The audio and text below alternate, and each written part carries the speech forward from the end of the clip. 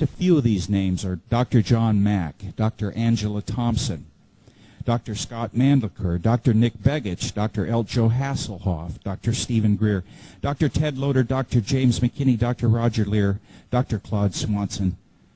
I'm sure that I forgot some people. I apologize for that. But these are just a few of the names, guys. Think about it. Hard scientists, doctors that have come forward to speak and to tell us more truth about the subjects for which we're all looking for answers.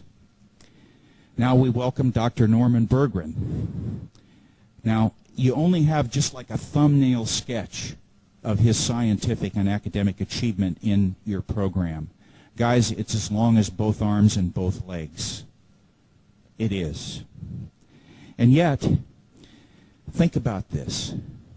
Dr. Norman Bergrun, we're welcoming him here today, but it's been almost 20 years ago that he published his book, The Rings of Saturn. 20 years ago, this great credentialed man of science actually risked everything to come forward to tell us some truth. 20 years ago almost.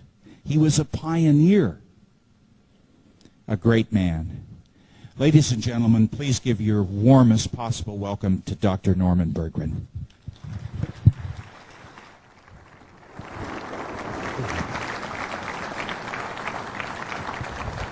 Thanks. Thanks, Bob, for that wonderful introduction. And I have a little memento here that depicts how far we've come in 100 years. And you'll see how far some other people have already come in my presentation. So this is sort of a memento of aerospace. Oh. Norman, thank you. Thank you so much. I will treasure this memento. Thank you. You're welcome.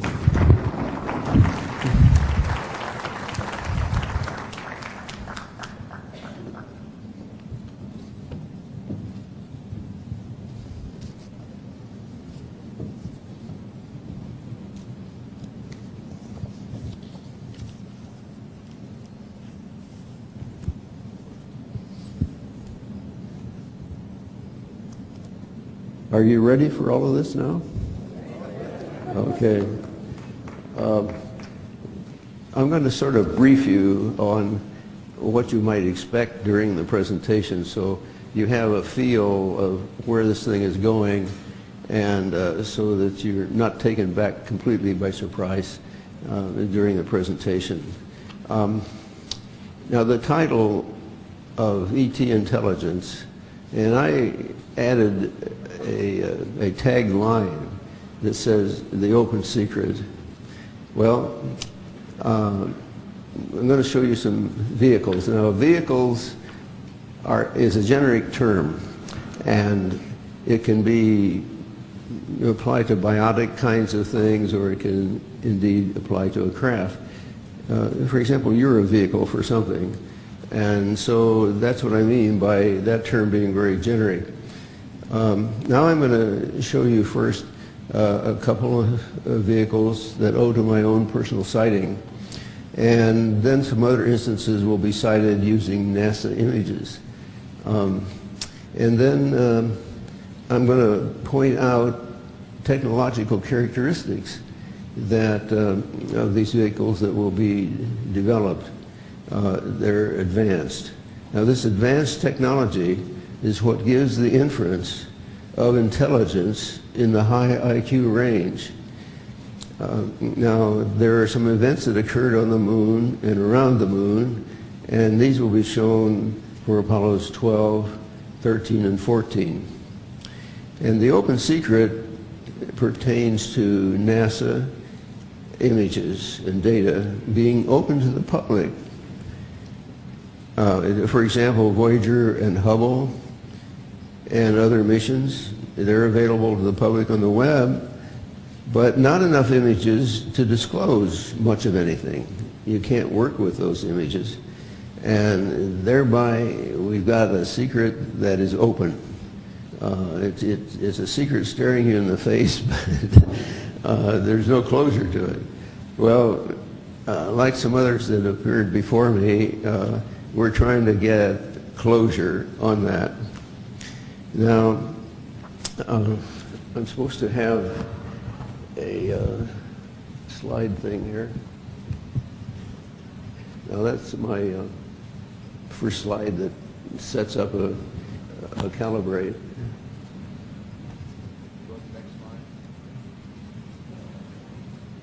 Okay.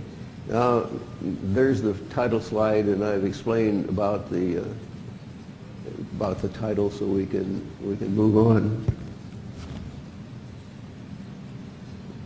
I don't know what happened to that one. There should be another one before that.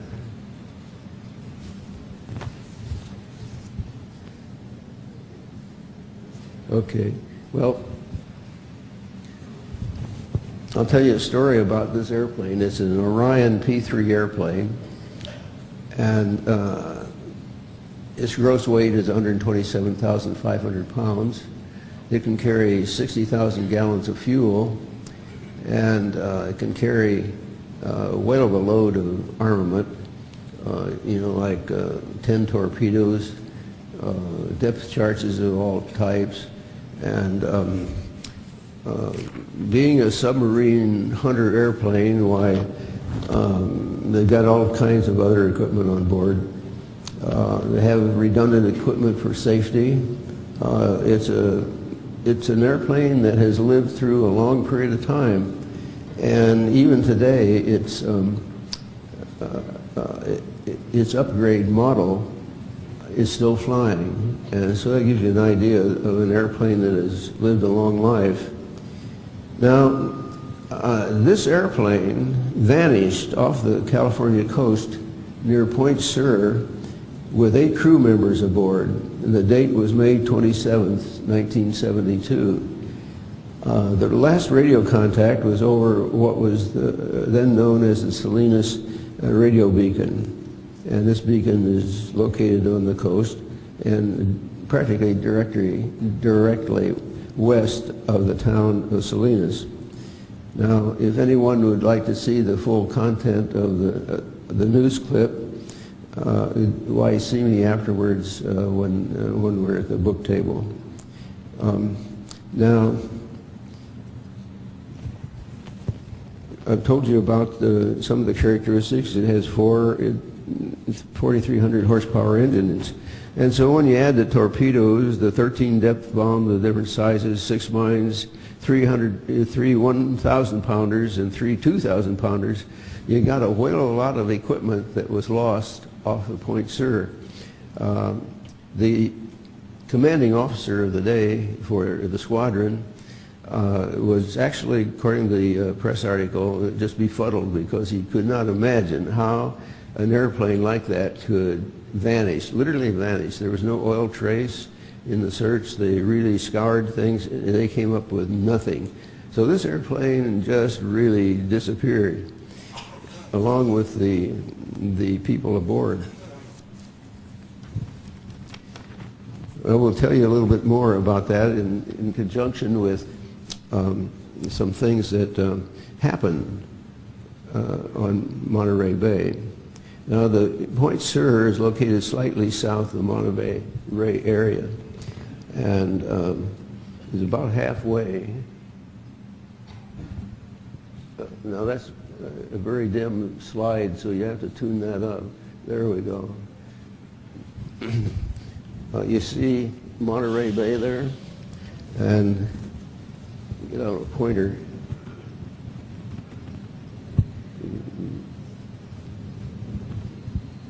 Okay, Pajara Dunes is about halfway down here, and Santa Cruz is up in here, and Monterey, of course, is down there in this corner right there. Monterey is down at the bottom corner, and Pajara Dunes, which is labeled, you can see quite clearly. Okay, so in September of 1971, I was at Pajara Dunes. We had spent a week vacation there, and this was the last day, full day that we were going to be there. And I was laying flat on my back at Pahara Dunes looking up this way. And when I did that, why, I saw a bright, very bright light, intense light. And I thought at first it was a huge Navy helicopter crossing the bay. I'd seen those before, and I thought surely that was it. And the sun had been over my back, and so it was shining towards what would have been the windscreen of the airplane. But after a while, it became evident that no windscreen could produce the reflections that I was beginning to see. And so at this juncture, I ran and got a binocular and took a sighting on it. And what I found was, we have here a model.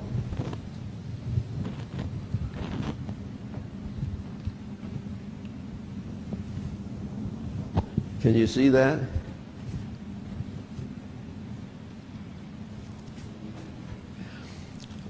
The thing that I saw was a silvery vehicle that was long. Its diameter was maybe about 1/13 of its length.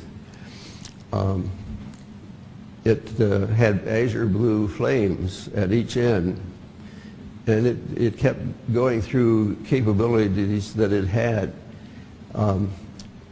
What happened next was that two flames, rod-like flames, shot out, indicated by these two elements. And then between those two elements was a black rod kind of thing. And when it reached the end of where the flame-like pair were, a huge, intense light was formed, like an arc light. Now, you probably are wondering what these are. First, let me tell you that underneath the nose there was flame-like characteristics too. I call that part a mustache for the vehicle. Now, the streamers, there were pairs of streamers, one from each side would come up and coalesce together. And there were a number of these, and I've shown 3 here with the model. The streamers were pinched plasma. That is, there's a ball of plasma that would come out. Plasma, there is 4 states of matter: solid, liquid, and gas, and plasma. And that means that it's gas at high temperature. So it would belch out a globule of plasma, and it would pinch down, and then another globule would move up. And so these globules would just move along here with a successive one being coming out from the vehicle. Okay, so that was the case. The interesting thing about these streamers were that they were a sickening chartreuse, that is a yellow-green. And that means that there was chlorine in that streamer. And this would be enough to upset our ozone layer, is to get some of that chlorine there. That's an easy way to do it. Okay, so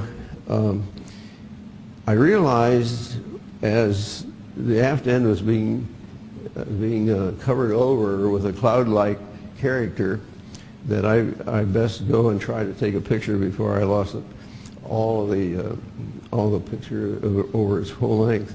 And that I did, and I was successful in getting one picture that, while it's all clouded up from here to about in here, still you can tell that there is a body in there, and you're going to see that. It took me a long while to figure that out, but because it was so hard to get out of the film that I had.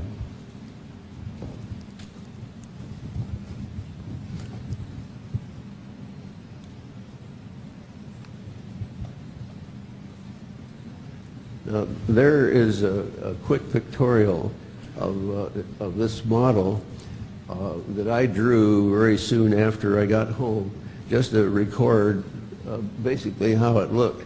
It may not be exact proportion, but it does show the characteristics that were there. And those streamers look a little bit more chartreusey.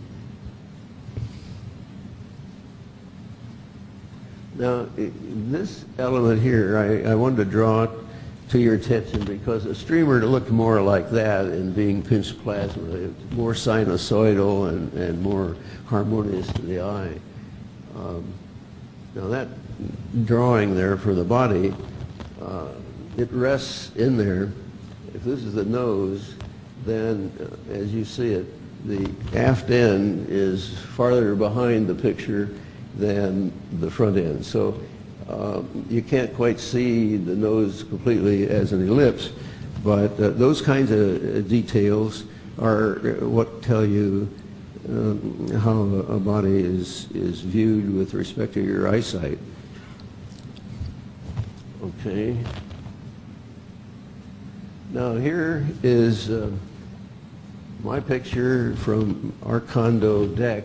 Our deck was like that deck, and I had my camera resting on the rail, like one of these rails.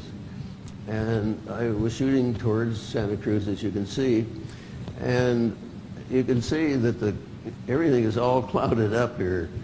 You see a dark spot, which indicates something's there, and so on.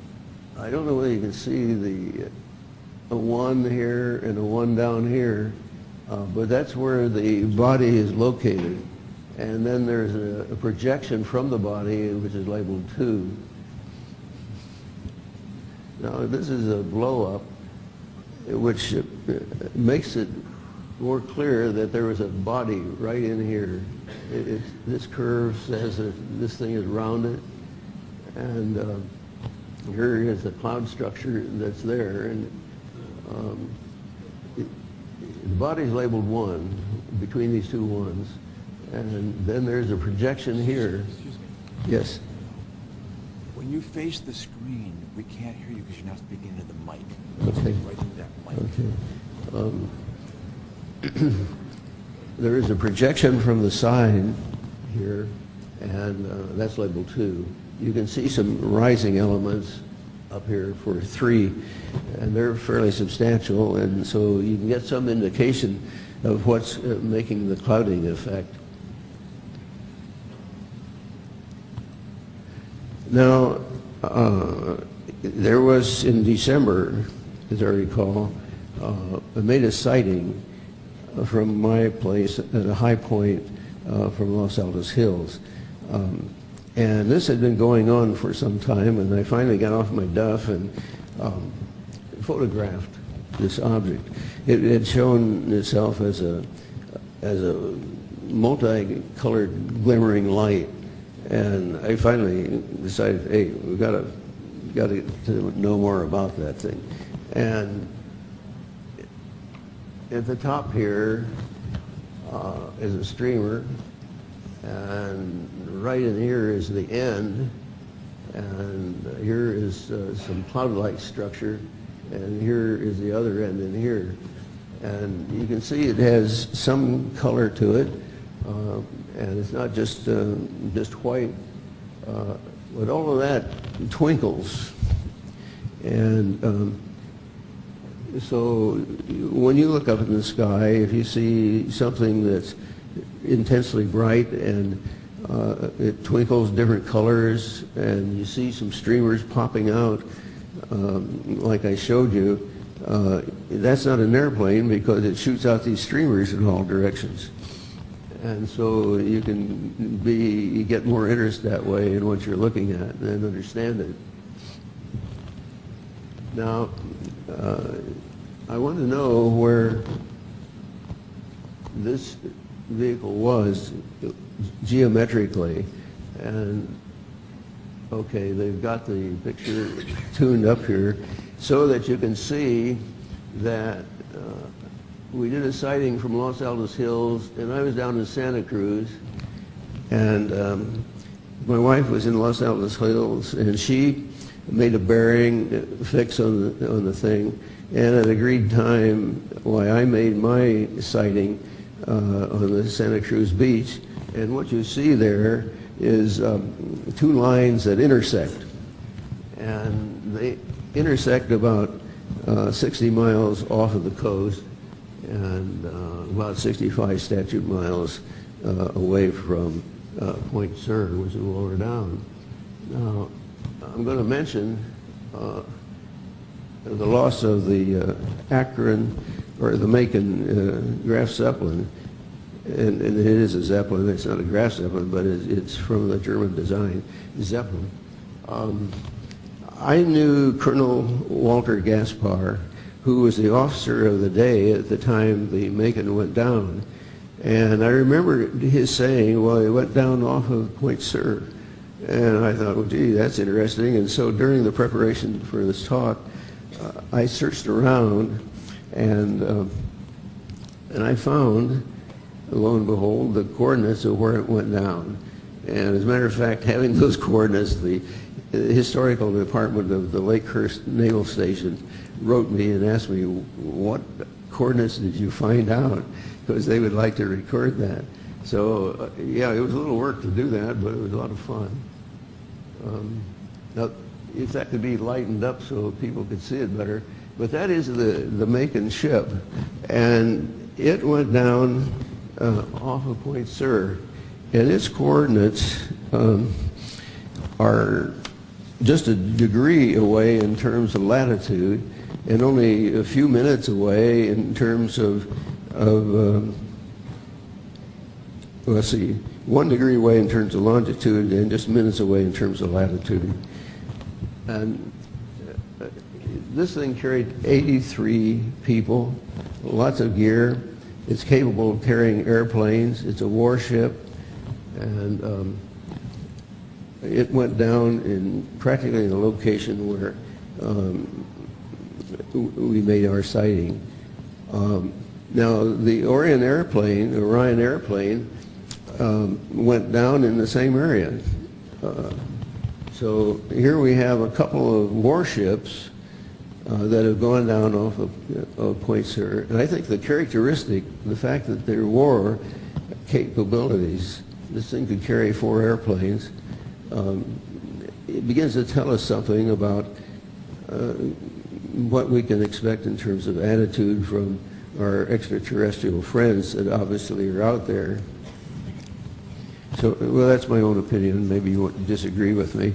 I'm part of all of you trying to put pieces of a puzzle together, and I don't mean to try to belittle that in any way. It's another piece of the puzzle.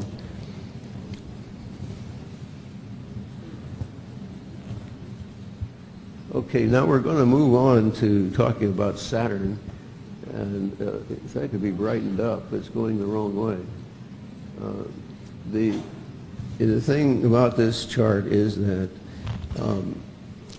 it shows that between the encounter that Voyager 1 had on the date that's given there, 12 November, and then Voyager 2 came along, there's only 9 months difference in the time that these 2 missions were conducted. Now the party line, and I use party line as what NASA says, you know, this is what we're going to tell the public. And they stick to a party line for a while, and then when they see that's not going to work, why they come up with another party line. Much the same as they do in politics. The story was at the time that rings were made of primordial matter. The rings were essentially static, and that there was no material in the Cassini division.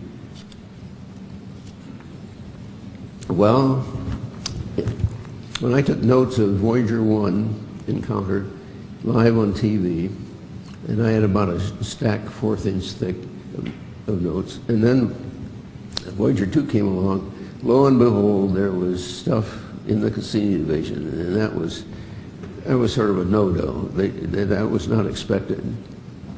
So So now they've changed the party line to say it's broken up moons and big ice chunks out there and so forth. Excuse me.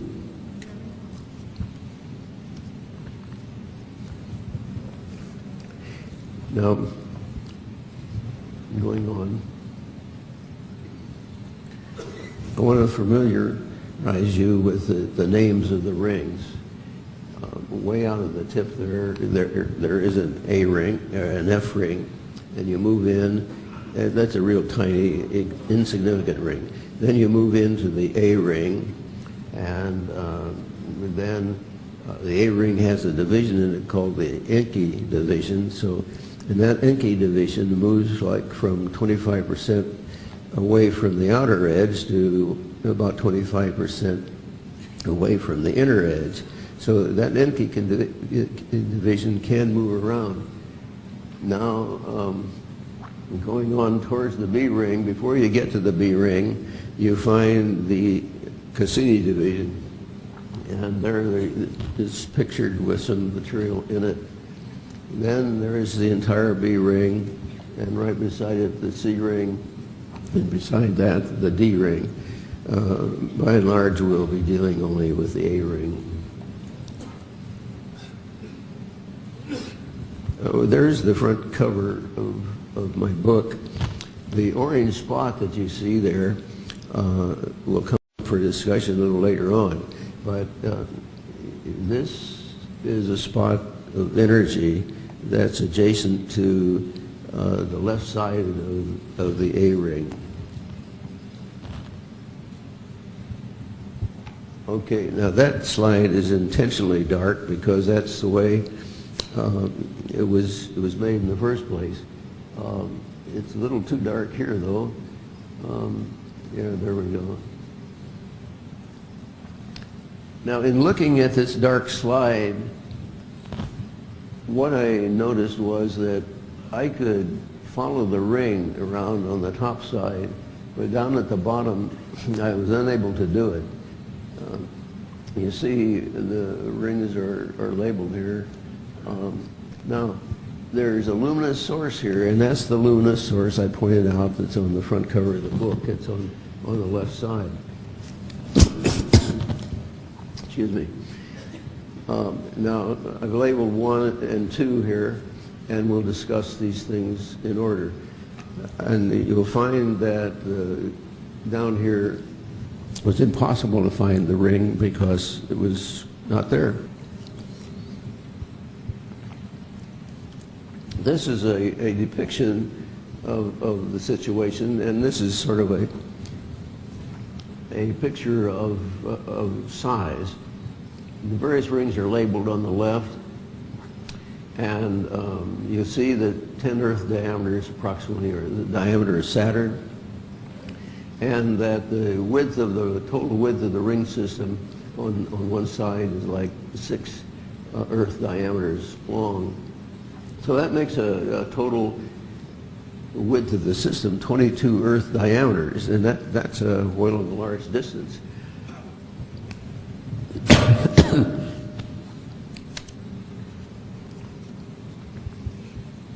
Now, the other thing about this picture is that when the ring is cut off across the Cassini division there, you get a large length for whatever is across there. And that I have 2 vertical lines coming down, and so for that much of the ring is shown there, that's 2.5 Earth diameters. So you begin to get a feel for the length of an object that might be there.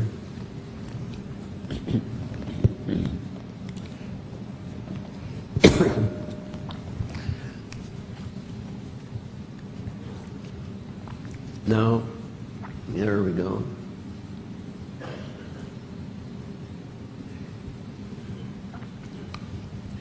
You see, I've labeled the B ring and this luminous source. That's the one on the left, and it's the one on the book cover. And that thing is larger in diameter than our moon. So that's a big chunk of energy to be sitting out there besides the ring. Now, when I first discovered that the ring was cut off, I was actually mystified. Excuse me. The mystery came from realizing that the ring was incomplete circularly. But it dawned on me that, hey, you know, this ring is not there radially either, because typically the ring width for the A ring should be something like four times the width of the Cassini division. And here we find that we're lucky if we get maybe 2, something of that nature.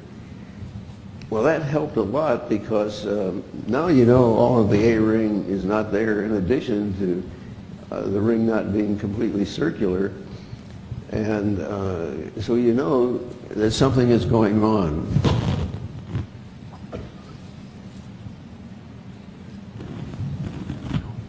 Okay, great. Yeah. No.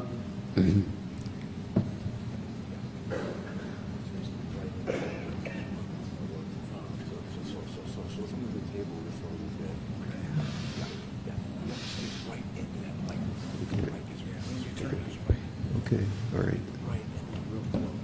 Okay. All right, they got me lined up so that when I talk about these pictures, that it sounds much better, okay? So we got to thank our staff here. They're really right on the ball. I've been impressed with all their capabilities. Now, this long object that's in here is what terminates the ring. And when you examine it more in detail, you find that there's a little exhaust there and a little down in here. And here's a light source below it. And then there are some streamers that form here, these white things I call the streamers, and they go up into the ring. And you can see that there's a body of some sort there. And so, whoa, now I understand how the rings are made, in as much as there is nothing in the way of a ring beyond the end of the cylindrical body. That nails it down, that there's nothing further out other than what you see portrayed by the length of the body. Now, what I tried to do later on was to identify characteristics to say, well, what kind of body? And that turned out to be electrical.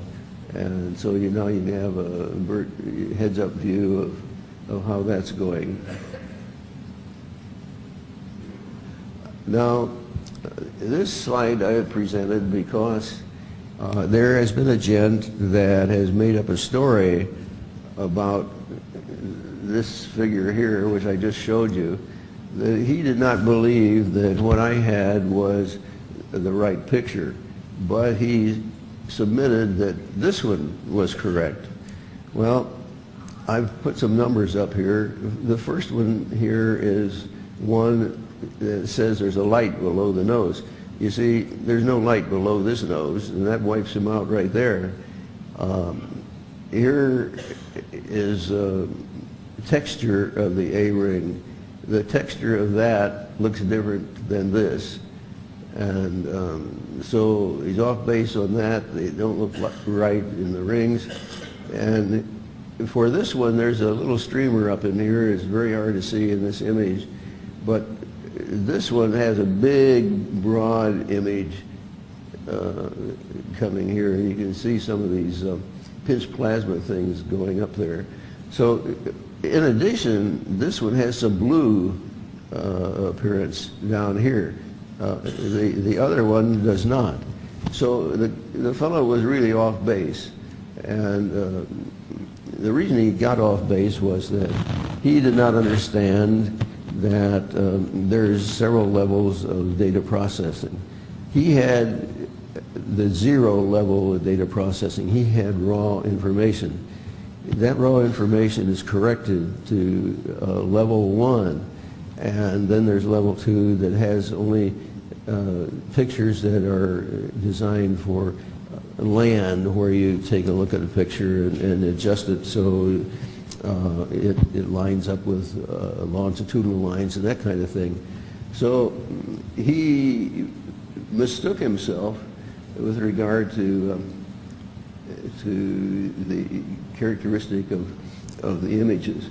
Now, he asserted that there were 4 images that were stacked on top of one another to create the colored image that you see there for my picture.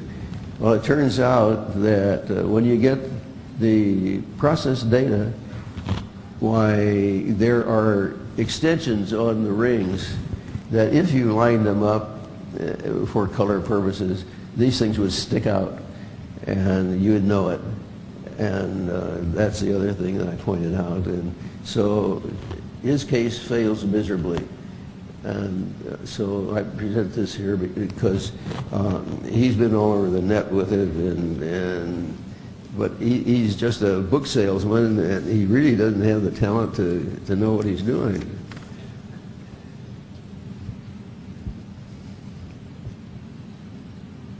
Okay, now we're going to the other side, and most everything's labeled there for you that you can see. You're acquainted now with the A ring and the B ring, the Cassini division, and that luminous source. Now here, the luminous source doesn't look orange because this image is one that is highly exposed in order to bring out these various features.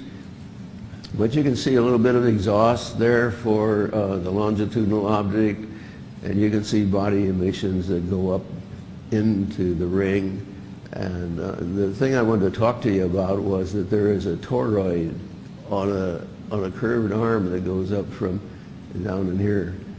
And around a conductor carrying electricity, you could have material gather as a toroid. And that's because of the way the magnetic field exists around the conductor. Now, this is supposed to be an example of a conductor. It's a little blanked out. It's a little overexposed. There we go. There we go. I've taken a plane just across the conductor at right angles and given you the direction of the current flow. And under that setup, you get a concentric magnetic field around that conductor. And so you can think of that plane as being one element of a toroid, which is really a donut-shaped object. And so a number of little spaces to each side of this would contribute to making a donut shape or a toroid. And a number of those can be made all along the conductor. So now you're beginning to see that it has some electromagnetic characteristics. Okay, we're back to this, and why we are going back to this is that you see these streamers come up in here. Well, there's other action in here, and you can vaguely see it right here that go back. When streamers cross each other at right angles, you know darn well that there is an electrical field there. And I drew this to bring out that idea that I saw in those rings, so it's clear as to what I'm talking about. The streamers come up from down below and like that, and then there's some streamers on the body that flow aft, and they intersect essentially at right angles, and that tells you that that field is an electrical field. Otherwise, they would not intersect at right angles. So now you begin to see its electromagnetic in character. And just from these 2 points, I feel that we can name these vehicles EMVs, electromagnetic vehicles, because it does describe essentially the characteristics that they possess. I said the title of the slide there is orthogonality of the streamers. Well, that word means perpendicularity, so it's the same thing. Now here is a flow field around a cylinder. Now what I want you to do is to envision that on the top side here there's a plate, and you have a battery, and this is a positive side, and down at the bottom there's a plate, and that's the negative side. Okay, and you have a circle in a medium here that would enable current to flow from here to here. All right, what happens is these what you recognize as streamlines around the circle can be viewed as potential lines. And the reason they're electrical potential lines is because they're lining up with this plate up here that's at some value, and one line is actually a straight line. And it gets closer to this way, it takes on the curvature of this. And the same way on the opposite side of the axis. Now, you also know that current is flowing from the top here to the bottom. And so those current lines will be perpendicular everywhere on their trip to the other side. And that demonstrates a perpendicularity of flow that represents electromagnetic characteristic. Now, what happened at Voyager 2 when it passed the rings of Saturn? It's interesting in that we had aboard a plasma probe ring detector, so that we're examining plasma in the ring, and so that heretofore nobody has acknowledged that the rings contain plasma. Well, here's a little graph that I'll show what the ring thickness is for this particular thing. Now, mind you, ring thickness is thought of as being only about 10 miles thick. That is what is being toted right now. It's 10 miles or less. And yes, the rings can get that thin, but they could also be quite thick, depending upon how close to one of these EMVs that the measurement is taken by, because they are thick, and so the stuff that came out will be thick in that locality. All right, now going on here, this curve is the path of Voyager 2 past the ring. Now, in a very short interval here, the instrument is working away, and it's creating a time history of what it sees in the way of plasma.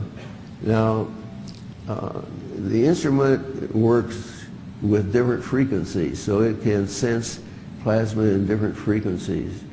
And the way it's recorded is in decibels. So when you get some blips here, why, that's the measurement. So nothing will happen for a while, and then all of a sudden you get a blip across here, and that trace will continue. The same way all along here, you see it's time between here and here, and there are these little spreads all along here. Now you can calculate the thickness of the ring by distance equals velocity times time. And you do know the velocity of the spacecraft, and you know the time because it's recorded. And so what you do is to take the little difference in time represented by a spread of one of these little normal distribution kinds of curves in there, and that will give you the ring thickness.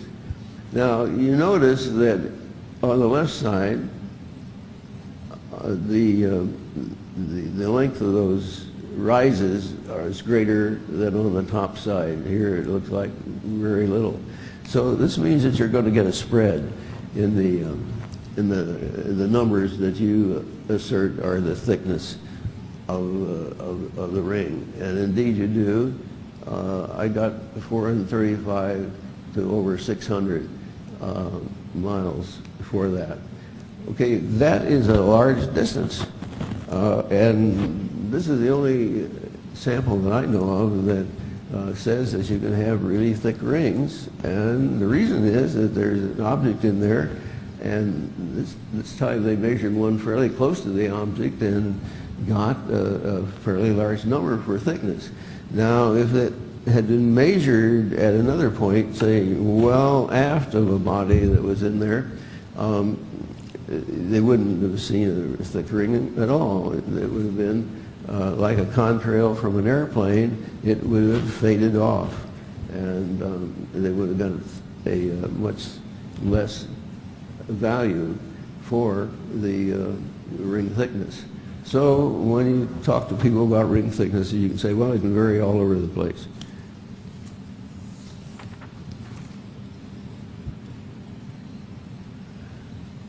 Now, here is an interesting picture, at least to me. Before I published Ringmakers of Saturn, I went through astronomy literature to see if I couldn't find something that was similar to what I had, if that was all possible. And this is the one that seemed most appropriate. Here's a picture of Saturn, and it's labeled Passage of a Star.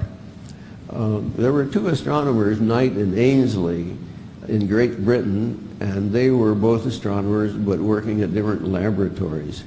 And Knight spotted what he called a star, in as much as it was very intensely lit, passing through the ring of Saturn.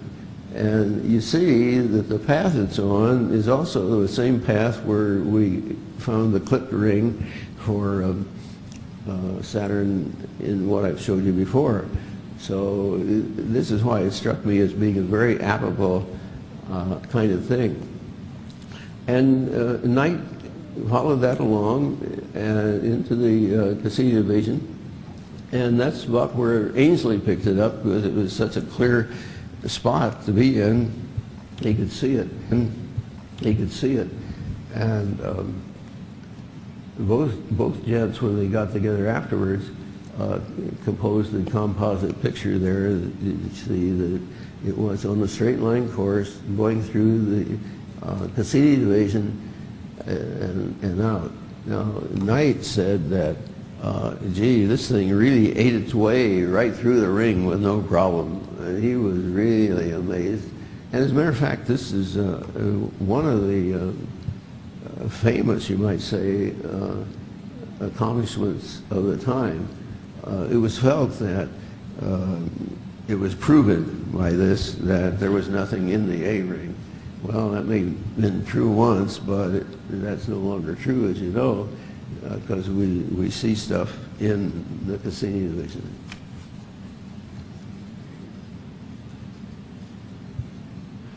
Now we're going to take you out to Miranda, which is it's a satellite of Uranus.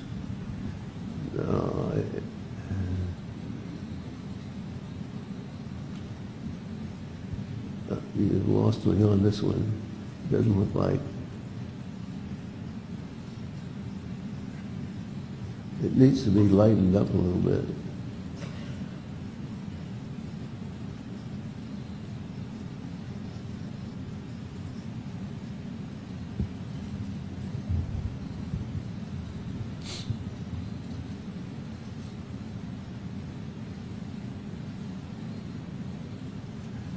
Okay, this looks completely different from anything I have seen in this picture. But anyway, we'll go through it.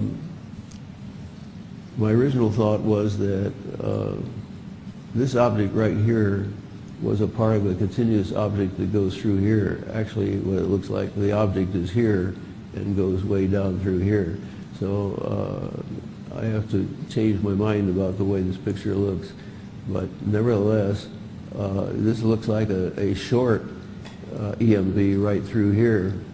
and there's a streamer that rises right up there, and then there's, this would be the end. You can see it's sort of circular in character, and it has a protrusion down below it, and that is characteristic of the kind of thing that I saw at Pahara Dunes.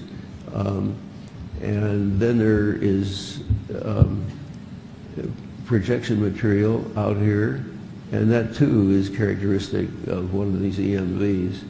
Now it looks like that in fact there are, in the way they got them blown up here, that there is another object right in here, and that it has a lateral protrusion way out here, and there is emission from it. The thing that I think is so significant about this picture is that these elements right down here at the bottom, they're thin little things labeled 8 and 9. I call them energy rolls because obviously these EMVs can use something and they carry along with them so that they can make any kind of form that they want. And so to me, these elements along here are stores, such as like a fighter airplane carries torpedoes and so forth. They call that stores. And now, with those in position there, you see they've controlled all the emissions that have come out of that area. They've done it deliberately, and underneath there, why they probably have something that we'd like to know about. So it shows that they're capable of managing their image look. And now that they're electromagnetic, that means that they can do this to make any shape they want, an infinite number of shapes. And so what you find is that in being an infinite number of shapes, you think you're seeing things that are different from time to time. Well, in a way that's true, but it's all coming from one kind of unit, and it just has varying things that it can do, and so these varying things can look different, so that you lose the significant idea that there is one basic thing that's showing all these peculiar things.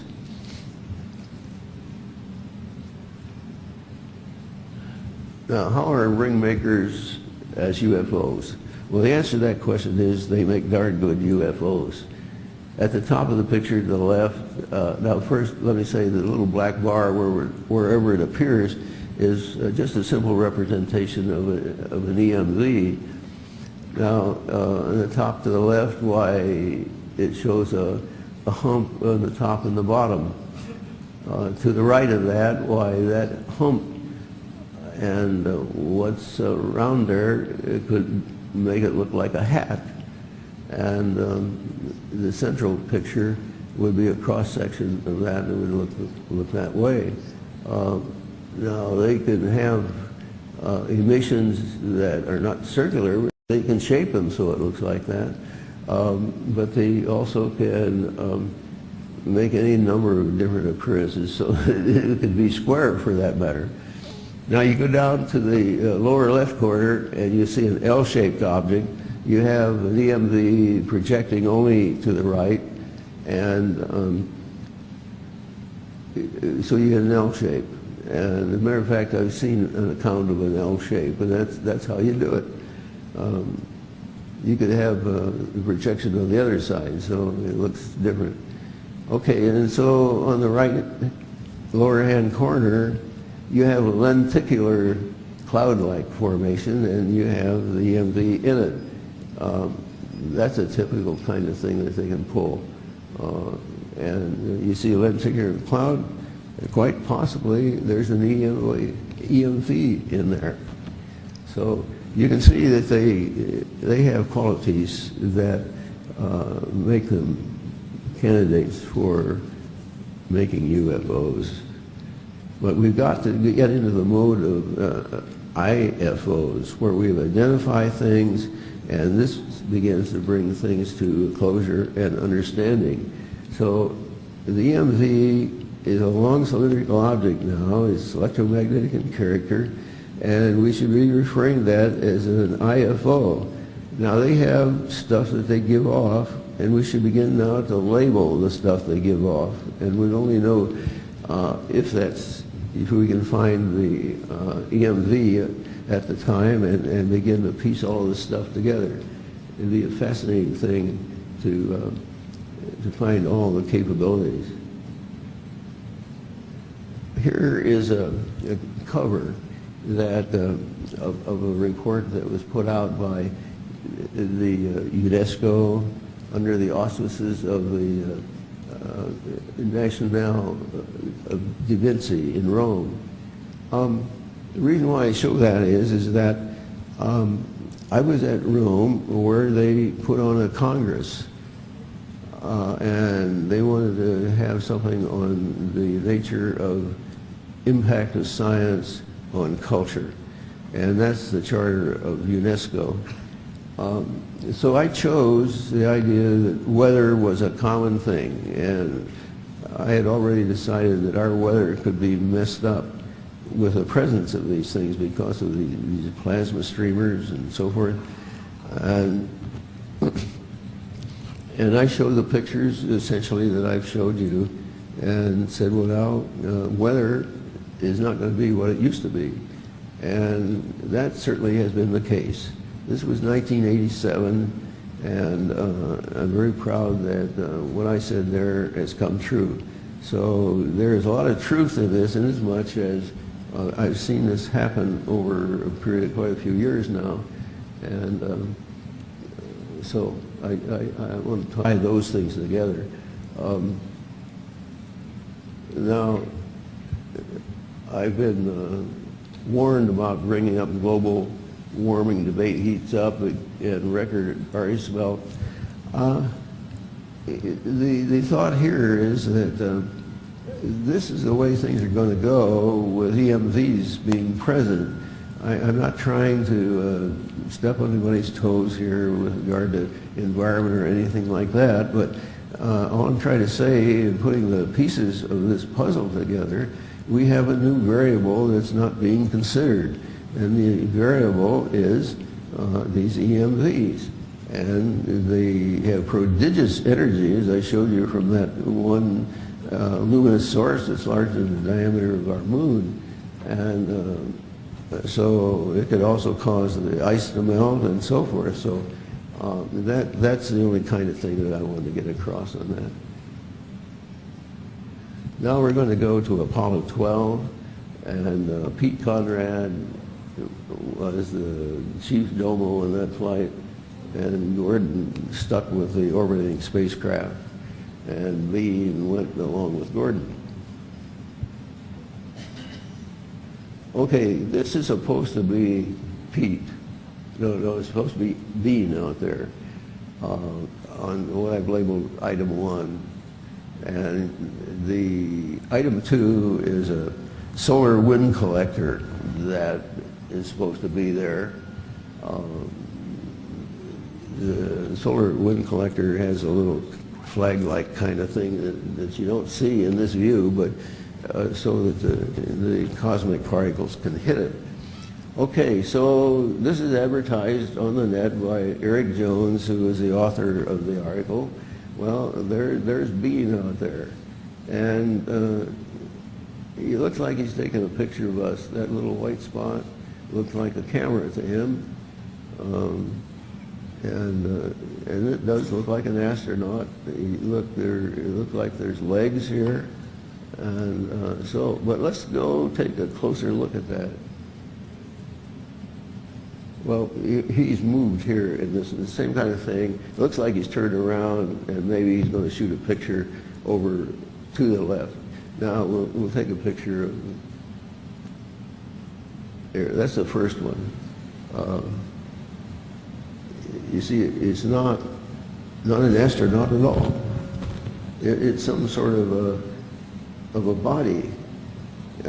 Item 1 points to a body kind of thing, and the only thing that made you think that it was an astronaut was all this shading with light here. And there's the little camera blurb that now they thought, well, he's taking a camera. But when you look up close at the leg, hey, this is not an astronaut dress suit at all. It's some sort of object. Okay, here is the second view. And I don't know whether the light could contrast this arm out here or not, but there is an arm out here, and it looks like a head sort of thing.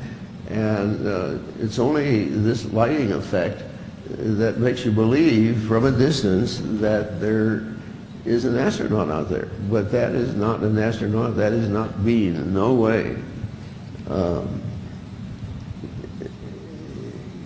The fact that there is an arm out this way makes the thing look biotically like a robot.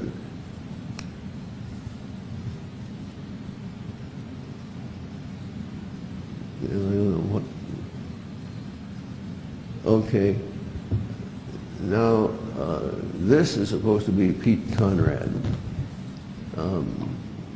You know, the commanding officer always puts up the flag, and so the thought of Eric Jones was, and of course, that is Pete Conrad there. He's fixing the flag like all commanders do when they land on Apollo. Now, I've drawn in two arrows that are split. I just labeled them one because I want to focus your attention to the area between those two arrowheads. And what I'm going to do is to present the next picture where you can tell where the tip of the flag is, and then we work down lower from there, just to keep you with the picture.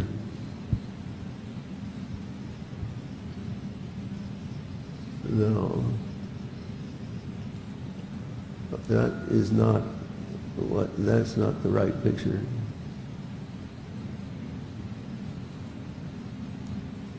We're going all the way down. The one that I told you was there, it was changed color to the point of it not being recognizable. This is on Pete, so-called Pete, abdomen on the left side. And arrow one points to an edge of sort of a crater-like object in that dark area. That dark area too is well, first the two is a protrusion out of the dark area, which is sort of like a cavity. And then the three points to some material that goes down to the ground or the surface of the moon. And so this growth that you see here is a huge thing.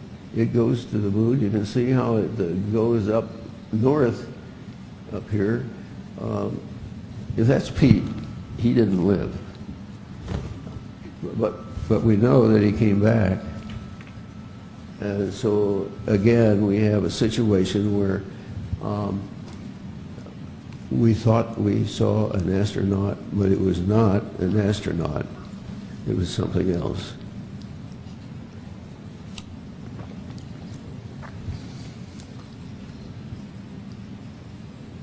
Okay, and then we go to the lunar modules on the moon, and I'm going to show you three of these. Now the get times, I don't know whether you can read them. I can't read them from here. But anyway, there's a question about whether the pictures are in the right order for the progressing get times. Get means the ground elapsed time. That is, since they blasted off, that's how many hours, minutes and seconds that they have been away from the ground. Okay, now you see the limb on the horizon, and it sort of looks like the limb. And 3 points it out again, but in the foreground, why down here low is the color calibrator for color processing the pictures. It's called a NOMI. And then there's the mobile transporter, which is sort of like a wheelbarrow on this flight, on this mission to carry stuff around. It was a sort of an awkward thing. But anyway, our interest is out there on the horizon. And here's another shot out there on the horizon. And item 2, again, is the color calibrator, the NOMI. Now, they've cut off the top part of this. If they could lower that picture, it's way off. Because what I'm going to show you is, no, it's going the wrong way. There we go. Okay, this is the lander on Apollo 11. And what I wanted you to notice is that this octagon shape lies a long way above the ground. Okay?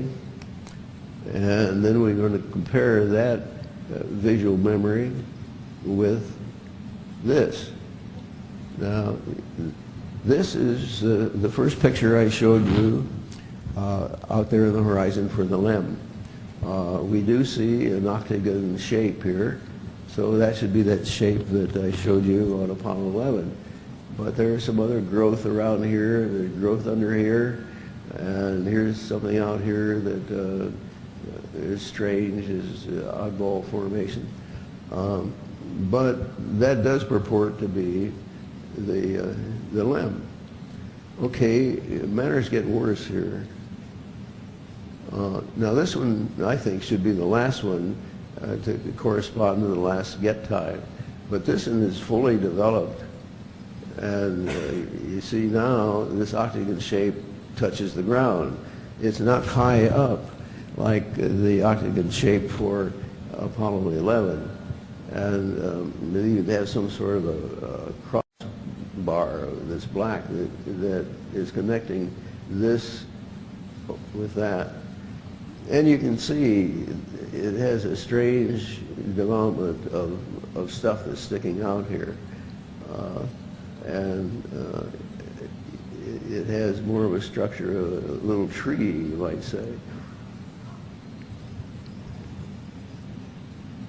Now this is the in-between one, which I think should be between the first one and the one I just showed you, because then that represents a progression of growth through there. And to have it go from something to fully developed and back to something halfway in between doesn't strike me as being correct. But nevertheless, that's the way they've got it. And you see this now is only about a foot, I would guess, above the lunar surface. But you can see more of the character of this thing. It's a funny looking structure. Okay, so I think the mission that had been planned for this was that they wanted us to know that they're capable of making a replica that looks like something we've got. And they are very smart on shading of light, and so you end up with things that look like elements that we know, and yet they are very strange. Okay, now if you can't read anything on this map, that's all right, because I couldn't either. What I want to do now is just simply to orient you geographic-wise. The center of the picture is the 0 meridian, and across here the equator. This thing is stretched out laterally to include 180 degrees clear over to this side and 180 degrees clear over to this side.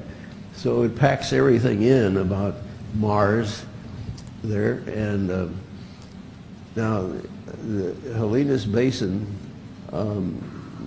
right in here, and that is a marker for where we're going to take a look at another Mars photo. And if you realize that the opportunity is around the rover, is around the 0 position on Mars, and the other one is like 180 degrees opposite. It would put it on the very edge of this picture. And so I wanted to get that concept of where you are, so that if the rover or Spirit were on Mars when the next picture was taken, they would have got inundated, particularly Spirit. Okay, now what you see here is a picture of Mars that was shot from a distance of about 6.3 million miles. And can you bring up the light on that one a little bit?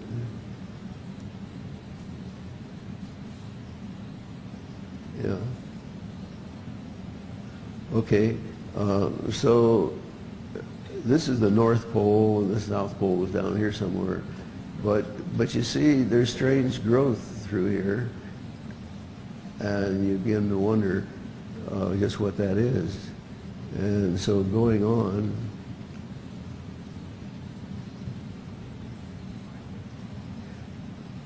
now, yeah, there we go. Now what you see here is between these 4 arrows, there's an elliptical shape. Now that I marked as the nose, and it goes back, you can see that it goes back to here, and so I put a little dash mark as to the top line of the body.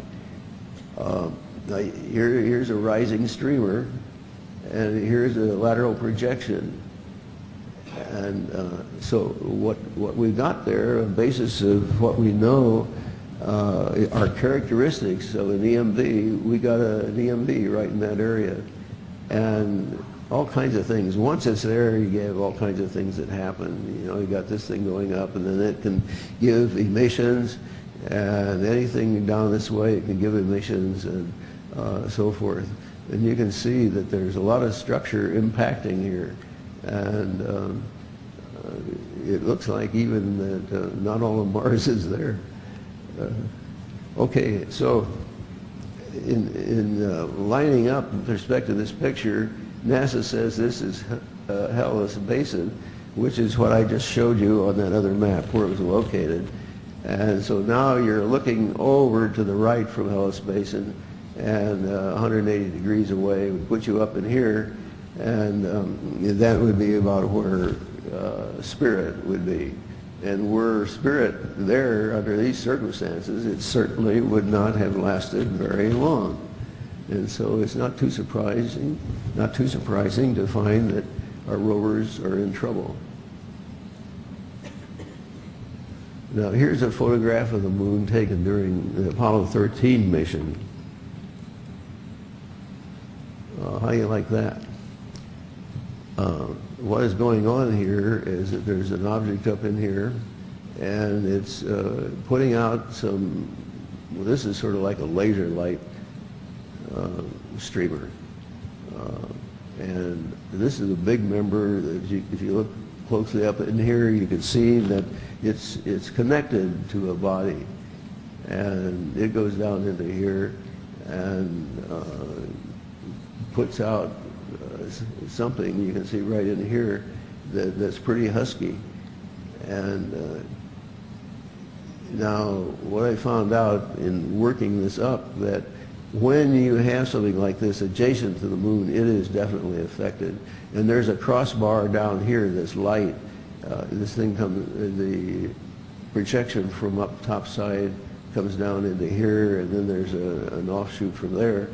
And so this part of the moon is affected, so that you have a right angle area on the moon that is definitely affected by the presence of one of these EMVs. So you see the moon is not a very hospitable place. It's actually hostile. And to be there, you're going to be exposed to some things I think that you don't want to be exposed to. Now, I put this in is to sort of make you realize, if you will, where we are.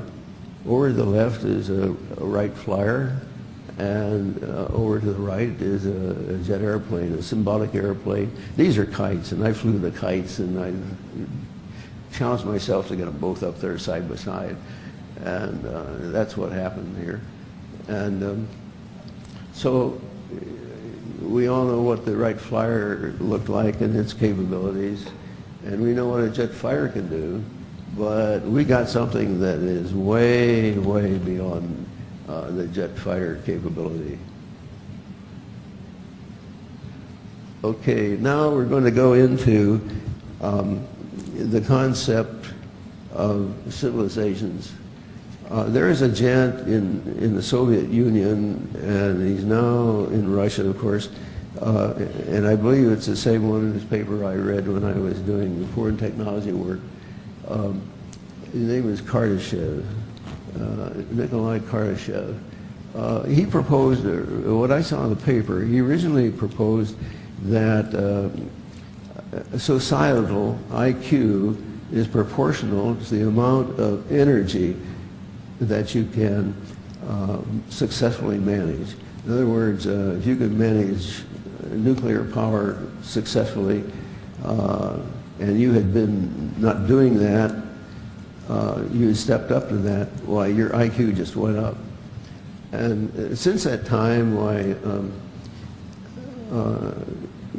there is a fellow, Kaku, a physicist, who locked onto some of on some of the work of Nikolai, and Nikolai has stated that okay, there's a type 1 situation of civilization, a type 2 civilization, and a type 3, and of course there's a type 0, and that's what we are. And so we're going to define this.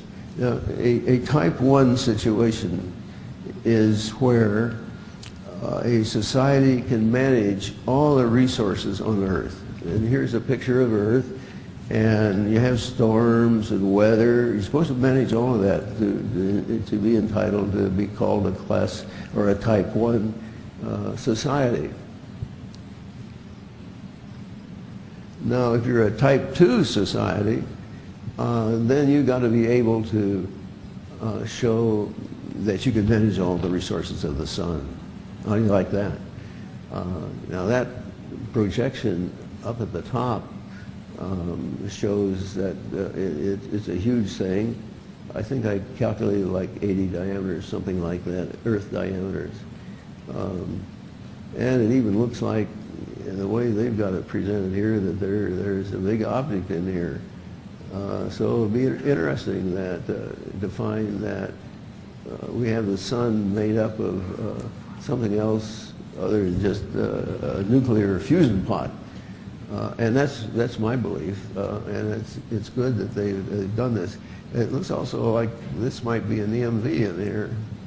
It's got the underneath stuff. It's got a little circular area. This could be an overhead thing and also account for that wisp. So it looks like the sun is not what we think it should be. And I am grateful for their color tuning of that to bring that element out. Okay, so now the sun is a situation where the type 2s manage all of that energy, okay? And then you go to type 3, and a type 3 civilization is supposed to be able to manage all the resources of a galaxy.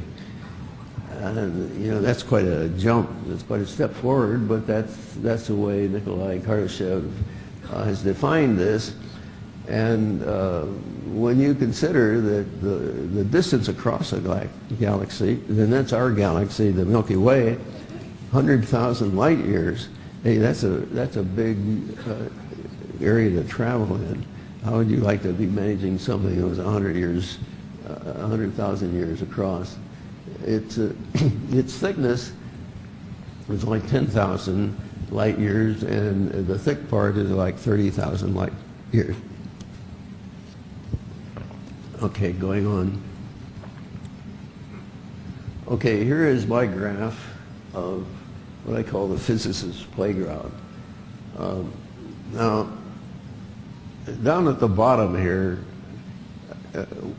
what we've got, well, first let me explain the overall thing. I put into perspective type 1 situation, type 2, type 3, and give an indication of where Earth fits into this pattern. Okay, now you've got sort of the overall view. Now let's look at what the various things represent. Along the bottom of this is records all the visible energy that the universe provided, and that large number is here. And that energy was provided at the beginning of time. So this line is really the beginning of time. Okay? Now on the vertical axis, what you have is these types of civilizations. You see 0, 1, 2, 3, 4, etc. And if you can think also that those numbers are figures of merit or identifying numbers for the level of their IQ, it's all the same thing. It's that the civilization type is discrete. And it's discrete because they tie the energy that you're to control to those 3 different types of objects that I told you about. And so those energies, like for Saturn, is right down here, and for the Sun, it's right there. So Saturn and the Sun are very close, and so Saturn really is justified in being a type 2, called a type 2. Okay, so Earth down here, is it a type 1? Well, no, not quite. We only manage energy that's at the 7/10 level. I would say we are about a 7/10 type of situation on this, to put graduate marks on that scale.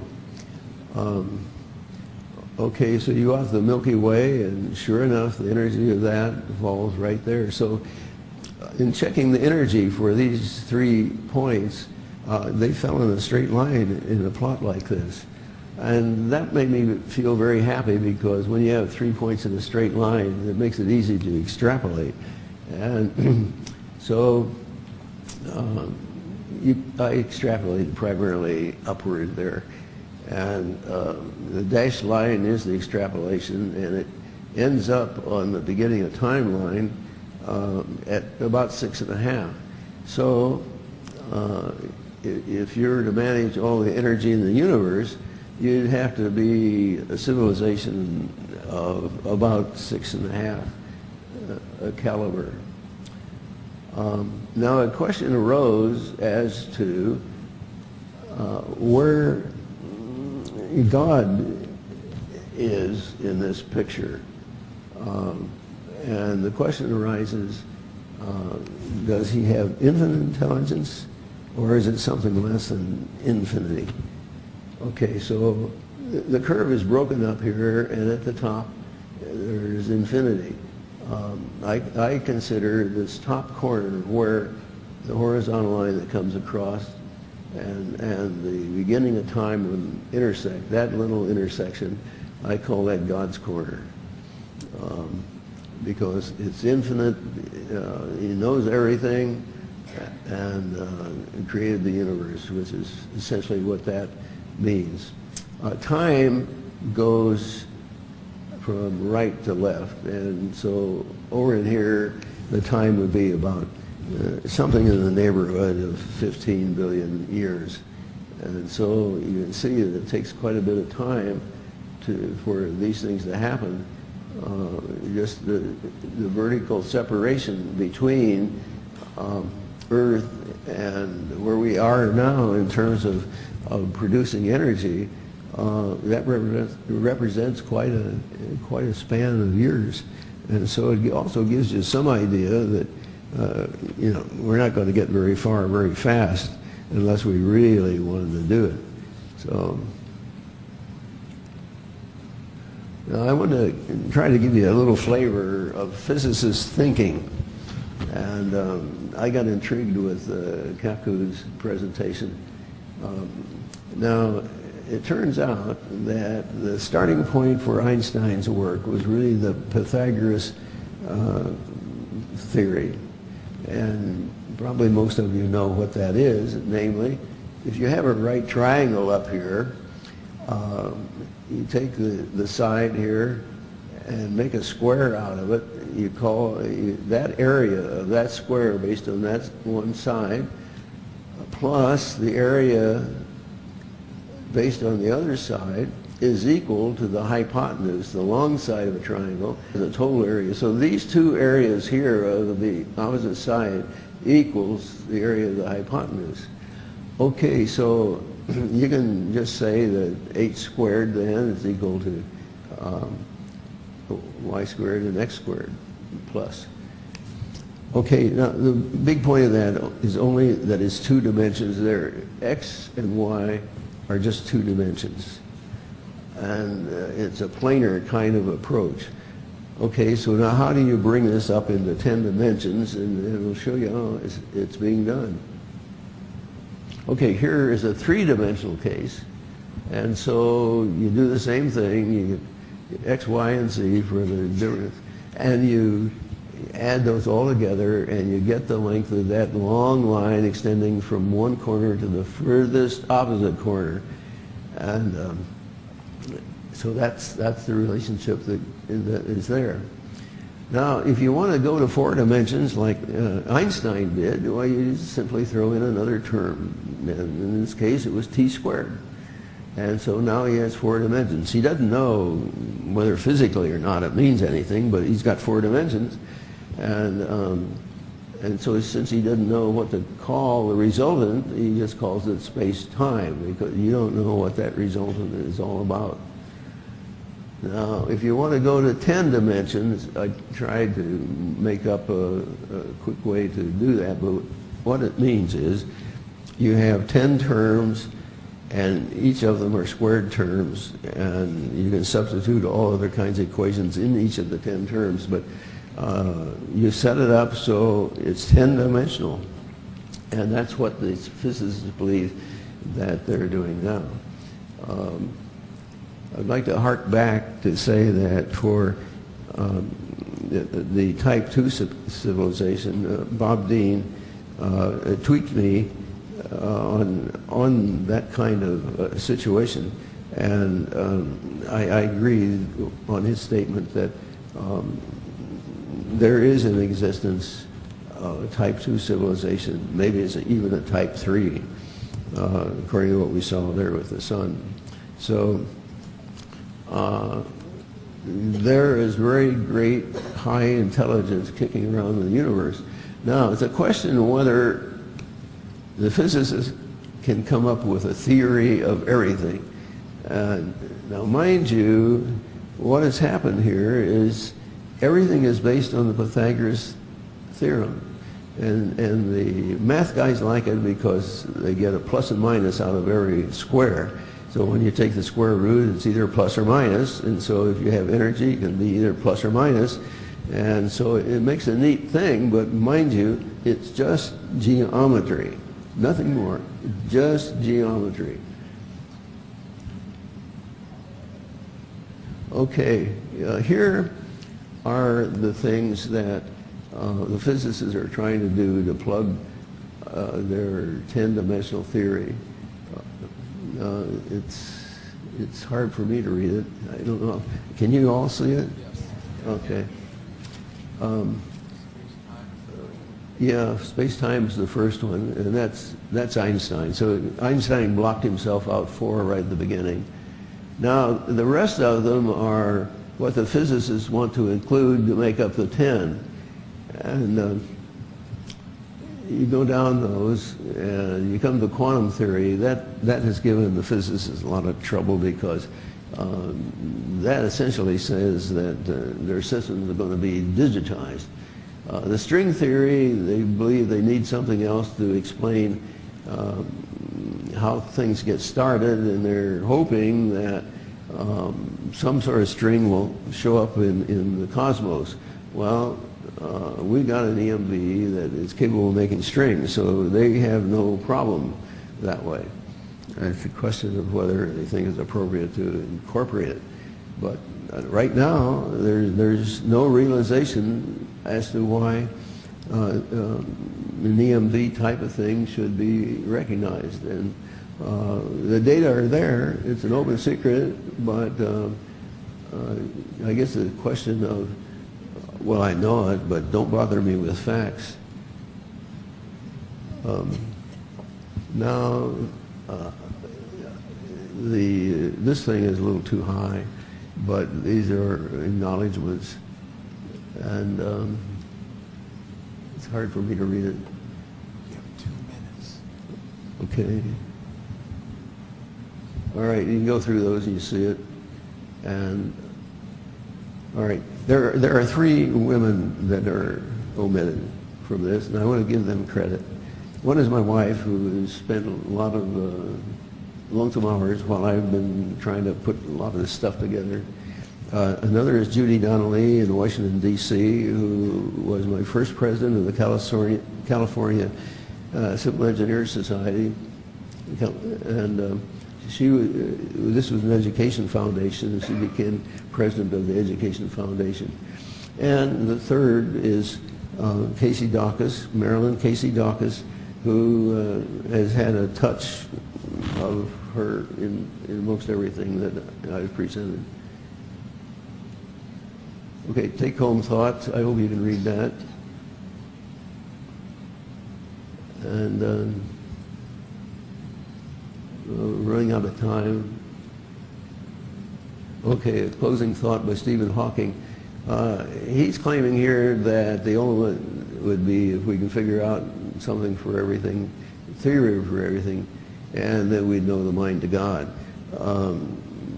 I think that's a little overstatement, but that's in the right direction. And here's my idea of where we are. We have a little rover here looking under Adirondack, but in the meantime, why, we got this huge EMV in the background with a laser pointing down to the surface. And I think that's about contrasts the technology. Okay, lights, we're all through.